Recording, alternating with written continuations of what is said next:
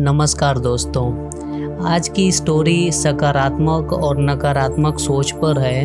हम जैसा सोचते हैं हमारे आसपास के लोगों पे बिल्कुल वैसा ही प्रभाव पड़ता है हमारी सोच का। आइए शुरू करते हैं कहानी। एक राजा हाथी पर बैठकर अपने राज्य का भ्रमण कर रहा था।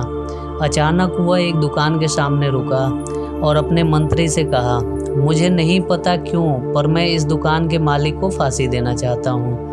यह सुनकर मंत्री को बहुत दुख हुआ, लेकिन जब तक वह राजा से कोई कारण पूछता तब तक राजा आगे बढ़ गया था। अगले दिन मंत्री उस दुकानदार से मिलने के लिए साधारण नागरिक के वेश में उसकी दुकान पर पहुंचा। उसने दुकानदार से ऐसे ही पूछ लिया उसका व्यापार कैसा चल रहा है। दुकानदार चंदन की लकड़ी बेचता था। उसने बहुत दुखी होकर बताया कि मुश्किल से ही उसे कोई ग्राहक मिलता है। लोग उसकी दुकान पर आते ज़रूर हैं, चंदन को सूंघते और चले जाते हैं। वे चंदन की गुणवत्ता की प्रशंसा भी करते हैं पर खरीदते कुछ नहीं। अब उसकी आशा केवल इस बात पर टिकी थी कि राजा जल्दी ही मर जाएगा। उसकी अंत्येष्टि के लिए बड़ी मात्रा में चंदन की लकड़ियाँ खरीदी जाएंगी। वह आसपास अकेला चंदन की लकड़ी का दुकानदार था, इसलिए उसे पक्का विश्वास था कि राजा के मरने पर उसके दिन बदलेंगे। अब मंत्री को समझ में आ गया था कि राजा को उसकी दुकान के सामने क्यों ऐसे निगेटिव विचार आए थे कि उसको फांसी दे दूं। शायद दुकानदार के नकारात्मक विचारों की तरंगों ने राजा पर वैसा ही प्रभाव डाला था जिसने उसके बदले में दुकानदार के प्रति अपने अंदर उसी तरह के नकारात्मक विचारों को अनुभव किया था। बुद्धिमान मंत्री ने इस विषय पर कुछ क्षण तक विचार किया। फिर उसने अपनी पहचान और पिछले दिन की घटना बिना बताए कुछ चंदन की लकड़ियां खरीदने की इच्छा व्यक्त की। दुकानदार बहुत खुश हुआ।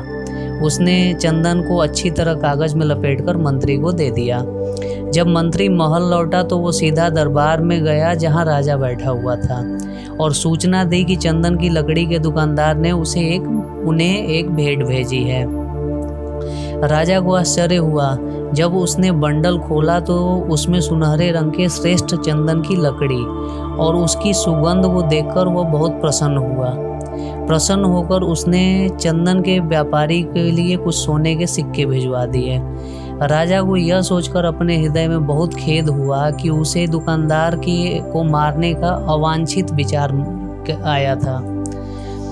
जब दुकानदार को राजा से सोने के सिक्के प्राप्त हुए तो वह भी आश्चर्यचकित हुआ। वह राजा के गुण गाने लगा जिसने सोने के सिक्के भेजकर उसकी गरीबी अभिशाप से बचा लिया था। कुछ समय बाद उसे अपने उन कुत्सित विचारों की याद आई जो वह राजा के प्रति सोचा करता था।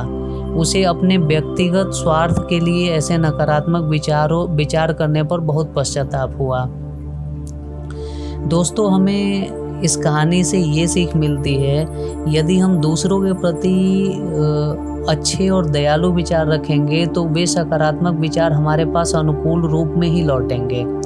लेकिन यदि हम बुरे विचारों को पालेंगे तो वो विचार हमें उसी रूप में लौटेंगे।